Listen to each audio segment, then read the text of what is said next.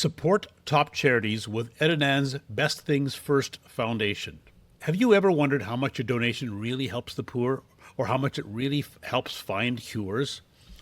Which charities help the poor the most for each dollar donated? You can now donate to the most cost-effective charities in the world with Ed and Ann's Charitable Foundation Best Things First. So what we're going to talk about in this video is, how did Ed and Ann get started looking for cost-effective charities? Why is a cost-effective charity important? How did they learn about GiveWell? Why did Ed and Ann create a foundation? And how can you support the world's top charities? All right, so for many years, we donated like most people do. Small amounts to a few causes we could identify with, and a few to get rid of a telemarketer. It didn't give us a warm feeling at all. So I often wondered how much our donations really helped anyone. The only way I could think to identify more effective charities was by looking up how much overhead they have.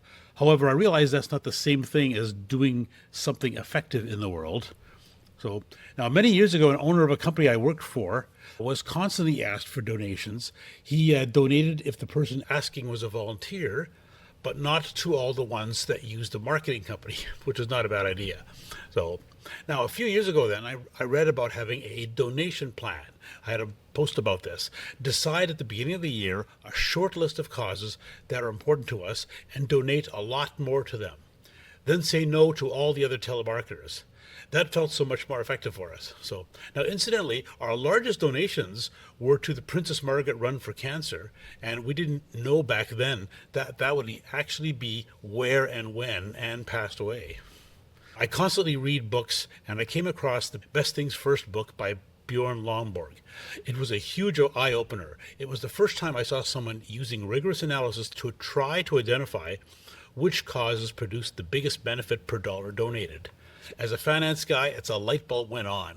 So now, he collaborated with 100 economists through the Copenhagen Consensus Center to identify the 12 high-impact policies based on rigorous cost-benefit analysis. They looked at the most important causes to figure out the best possible method to help, and then estimated the benefit per dollar. So looked at the causes, then figured out the best way to help on each one, then estimated the benefit.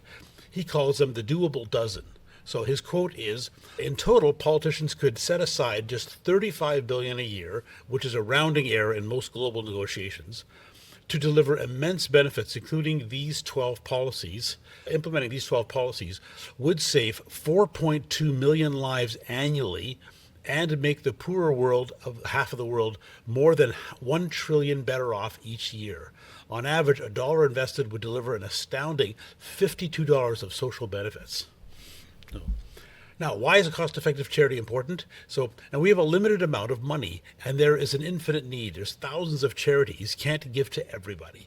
So Lomborg says the UN's Sustainable Development Goals try to promise everything to everyone, so they're just way behind and not accomplishing much. So he proposes prioritizing interventions like combating malaria with bed nets, malnutrition with supplements, improving childhood immunization, and enhancing education in poor countries with shared tablets. So these policies, detailed in peer-reviewed studies, are estimated to yield at least $15 in benefits for every dollar spent, with some delivering as high as $52 for every dollar spent. So a benefit of 50 times our donation. That'd be great. Now, as an example of cost effectiveness, millions of people still die from chronic diseases like malaria and tuberculosis in poor countries, even though we know how to treat and prevent them. So tuberculosis is more serious and kills more people, but is less cost effective to solve than malaria. So it requires daily medication for 6 months that usually requires a medical person. So if you don't finish it, it tends to relapse and be worse. So many poor people have trouble committing to going to the doctor every single day for 6 months. So now, malaria can be reduced a lot just by providing bed nets with insecticide. So it's an inexpensive gift. Every 2 or 3 years can save hundreds of thousands of lives. So in other words, priority should not be to the most severe causes, but to the ones where each dollar makes the biggest difference. Now, how do we learn about GiveWell? So I thought this was all an amazing idea, cost effectiveness, but how do we do it in practice? So I actually wrote to Bjorn Lomborg, who wrote the book, and asked him what charities in Canada would be the most cost effective. So surprisingly, he actually wrote back to me and said, he gave me two, GiveWell and the Against Malaria Foundation. So now I found GiveWell is exactly what I'm looking for. They're a research charity that identifies cost-effective charities. They're fully transparent, it's a large research team, and their top charities fund has no overhead at all, so they get separate donations that cover all of their operations. So they go a step further to see which of the top charities have an immediate funding need or donation shortage to use new donations effectively. So now on the blog post here, I have an example here of the result of some of GiveWell's research. A lot of detail, but you can kind of get a sense of what they're doing. They're comparing all of them. This doesn't actually show the most efficient, but it shows what could be saved in each one and what would cost to do each one. Now, the problem with all this is that GiveWell is a U.S. charity, not a Canadian charity. So now the Against Malaria Foundation is registered in Canada and is one of the top charities now. But I prefer ongoing research to continually identify the top charities at any point in time. Now, the concept of finding the world's best appeals to me. So I invest with a portfolio that tries to find all-star fund managers like the world's best investors. So donating to the world's top charities is a perfect fit. I know the people at Charitable Impact, which is the registered charity for our foundation. I even recently interviewed their founder, John Bromley. I have a link here. I asked him how to find a Canadian charity that supports the international causes we want. They were able to find a charity called RC Forward in Canada that donates to the top 4 charities from GiveWell. So that's great. It allows us to donate to GiveWell's top charities and still get our donation tax credit in Canada.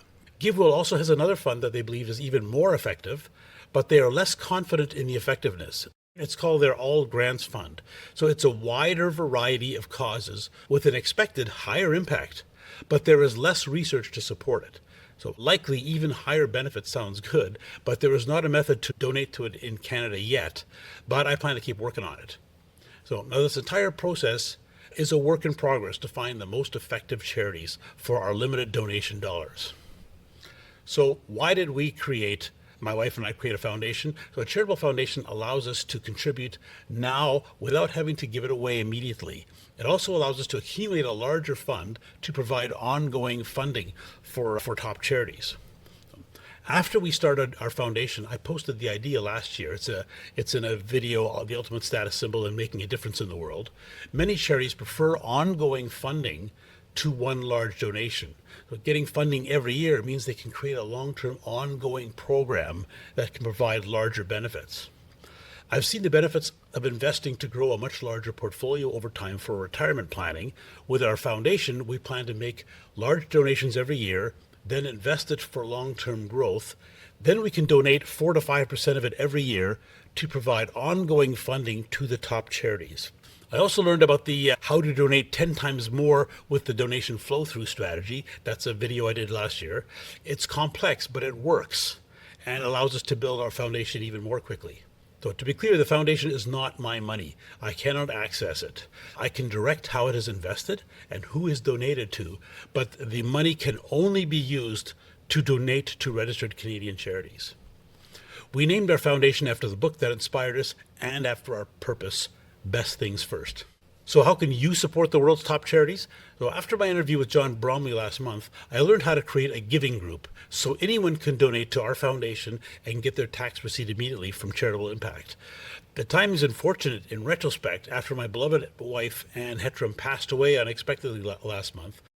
I was worried people would send me flowers. I'm not really a flowers guy. What would I do with a whole bunch of bouquets? So in lieu of sending me flowers, I just prefer a donation to a cost-effective charity, or you can donate to our charity, Best Things First. I have a link there to if you want to read a little bit about it, and there's a direct button to donate. So now it's not just for now, it's ongoing.